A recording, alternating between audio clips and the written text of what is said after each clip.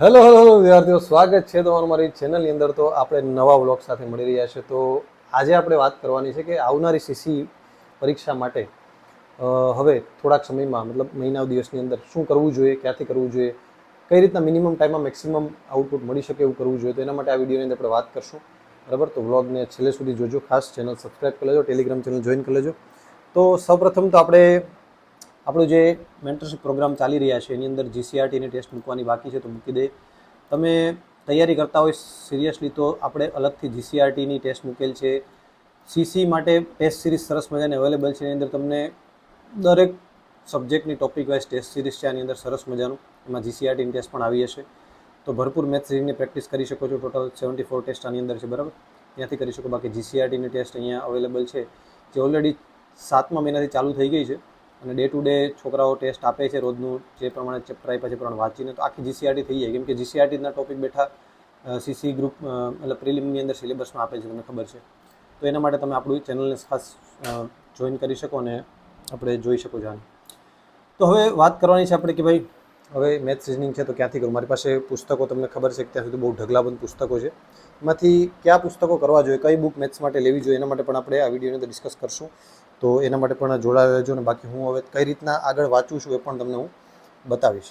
તો આજે હું કરવાનો છું એ મેથ્સ કરવાનો છું. તો મેથ્સ હું ક્યાંથી કરીશ? પહેલાં તો રિઝનિંગ એકવાર મેં કરી લીધું છે, મેથ્સ પણ કરી લીધું છે, પણ હવે બકુલ સાહેબની એક સિરીઝ ચાલુ થઈ યુટ્યુબમાં.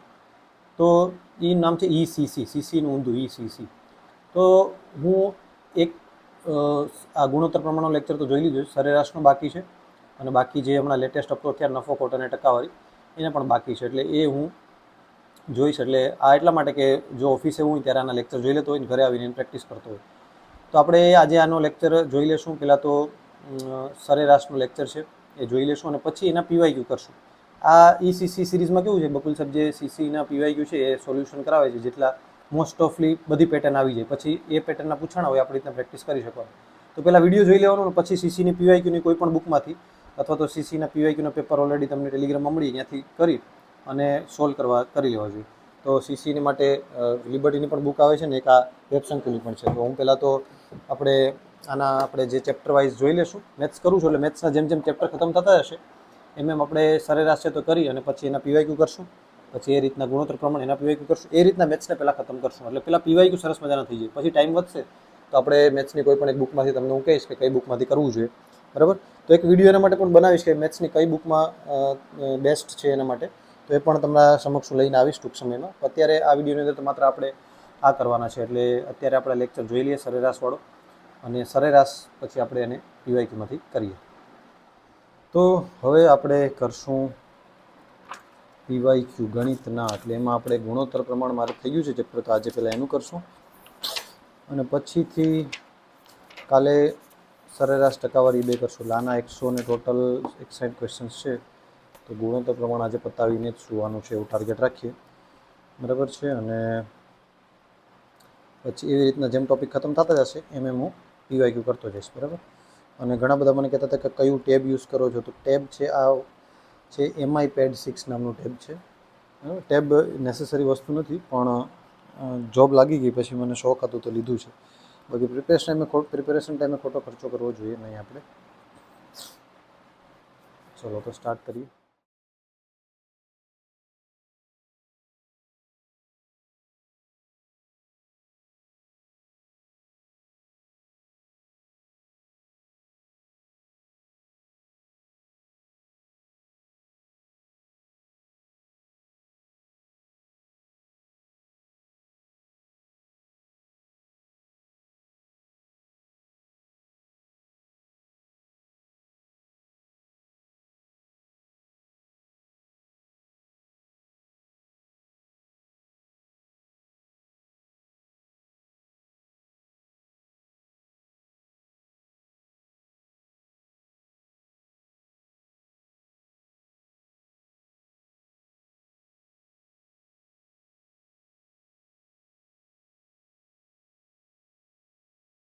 હવે 11 વાગી ગયા છે તો આજ પૂરતું આટલું જ.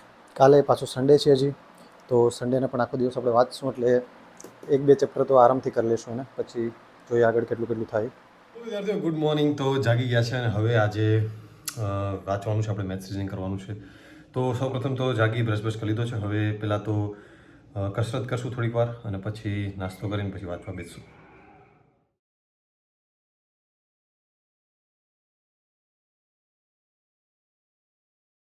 હવે નાસ્તો કરી લીધો છે અને આપણે બેસીએ વાંચવા. જે સન્ડે છે તો એનો ફૂલ બેનિફિટ ઉપાડવાનો છે. તો વાંચવામાં આપણે પીવાયક્યુ કરતા હતા. પીવાયક્યુમાં ગુણોત્તર અને પ્રમાણના થોડાક પીવાયક્યુ રહી ગયા છે. આજે ન્યૂઝપેપર વાંચવાનું બાકી છે, પણ અત્યારે મને કાલનું જ્યારે ગુણોત્તર અને પ્રમાણ ચાલુ કર્યું ને તે પતાવીને જ પછી છાપું વાંચીશ. તો ગુણોત્તર અને પ્રમાણ પહેલાં આપણે સરસ મજાનું એકવાર કરીએ એટલે પછી ક્યારેય કરવું ન પડે એવું કરવાનું. હવે ઘણીવાર કેવું થાય છે ખબર છે, સ્ટુડન્ટોને શું તકલીફ આવે એ પણ તમને કહું. જેમ કે શા માટે સ્ટડી બ્લોક જીપીએસસી છે એ બેસ્ટ છે ગાઈડન્સ માટે? કેમ કે એ હું છે એ પોતે એ વસ્તુ જીવું છું કે ભાઈ આ દાખલો હું પોતે કરીશ, સીસીની થિયરીમાં બધી વસ્તુ હું કરીશ, સીસીના ક્વેશ્ચન સોલ્વ કરીશ, આવડે છે કે નહીં ખબર પડે તો સ્ટુડન્ટને ક્યાં વાંધો આવશે, શું આવશે, બધી ખબર પડશે.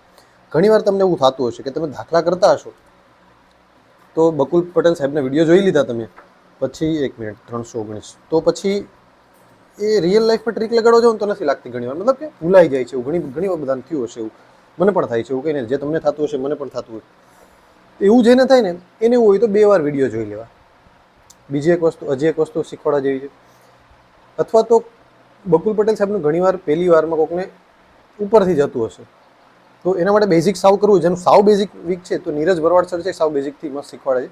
એના કોર્સ લે થોડું લર્નિંગ પોકેટનું પણ સારું છે. એની બુક પણ મારી પાસે છે, એ પણ બહુ સરસ છે. તો એવું હોય તો શિક્ષકોને બદલાવી લેવા. એવું કંઈ જરૂર નથી કે બધા બકુલ પટેલ કરે છે તો આપણે એ જ કરીએ. પછી એ થોડુંક એડવાન્સ લેવલનું થઈ ગયા ને પછી સ્પીડ એમાં આવશે.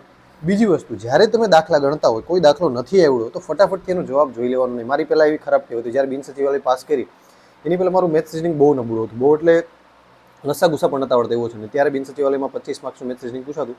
23 આસપાસ મને આવ્યા હતા. મને હેડ ક્લાર્કમાં પણ મારું સિલેક્શન થયું હતું ત્યારે પ્રિલિમ એક્ઝામની અંદર.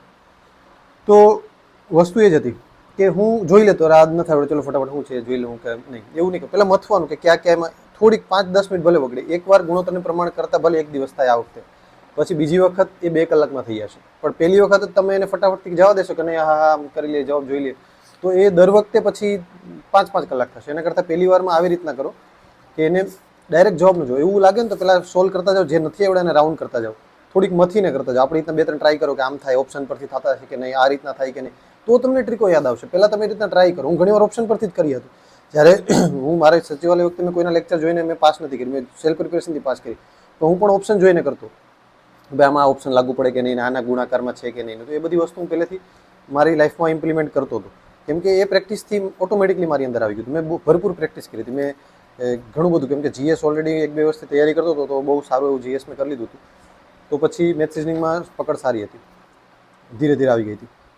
તો એવું કરવાનું. તો 161 દાખલા છે તો બધા કરવાની જરૂર નથી. આમાંથી 50-100 દાખલા એવા છે કે જે અઘરા છે તો એ કરી નાખે તો ચાલે. બરાબર, તો આપણે એ કરશું. એટલે વસ્તુ યાદ રાખજો કે ક્યારેય સ્ટાર્ટિંગમાં જવાબ ન જોઈ લો, એને મથવા દો. બીજો દાખલો કરો, એને રાઉન્ડ કરી દો, પછી છેલ્લે બધાને જવાબ જુઓ. મારી પણ બહુ ખરાબ ટેવ છે કે નથી આવ્યો તો એ માઇન્ડમાં પેલું થયા કરે કે યાર જવાબ નહીં, આનો જવાબ શું આવતો હશે, એ જોઈ લઉં નહીં ત્યાં સુધી મજા નહીં આવે. પણ એવું નહીં કરવાનું, તો તમને મળશે, દાખલા આવડશે. તો આપણે હવે આના 161 દાખલા છે, એમાંથી અમુક દાખલા જે બાકી છે તો એ કરી લઈએ. બરાબર ને? પછી નેક્સ્ટ ટોપિકને પણ ચાલુ કરીએ. આજે 2-3 ટોપિક પતાવવાની ઈચ્છા છે. 1-2 પતીએ તો પણ વાંધો નહીં. પછી સરેરાશ ને એવું બધું મિશ્રણ એવું હશે તો એકાદું. મિશ્રણના કેટલા દાખલા છે? 65 છે, તો મિશ્રણ કરી નાખવું એવું હશે તો.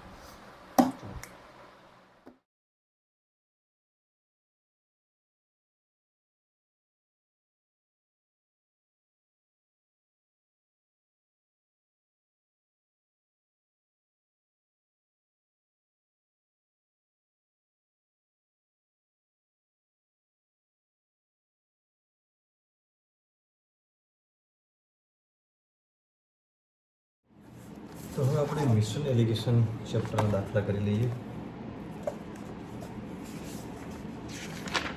આમ તો મિશ્રણ એલિગેશન છે એ ગુણોત્તરનું પ્રમાણનો જ ભાગ છે, પણ અલગ ચેપ્ટર આપતા હોય તો વાત અલગ છે.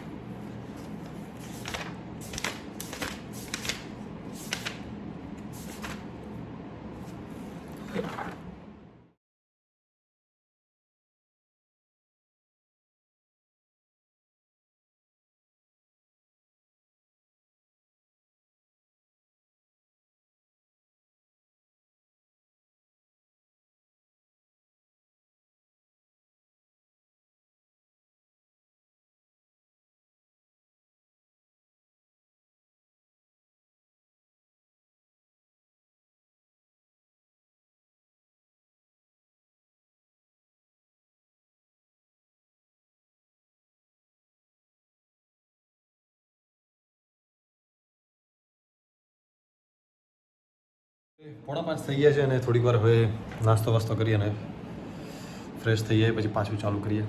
થોડુંક જીએસ કરવાનું છે, હવે જીએસ કરશું. તો આજનો વ્લોગ અહીંયા સુધી રાખીએ કેમ કે વ્લોગ થોડોક લાંબો થઈ ગયો છે. તો હવે નેક્સ્ટ વ્લોગની અંદર બધી માહિતી આપીશ મેસેજની કઈ રીતના હવે એક સરસ મજાની સ્ટ્રેટેજી લાવીશ. એટલે ખાસ ચેનલ જોડાયેલ રહેજો, ટેલિગ્રામ ચેનલ જોઈન કરી લેજો. હવે થોડીક વાર જીએસ ને એવું કરશું, રાત્રે થોડુંક રિવિઝન ને એવું કરશું, બરાબર. અને પછી કાલથી પાછું રાબેતા મુજબ જોબ સાથે ચાલુ થઈ જશે. તો all the best, Tata, C you.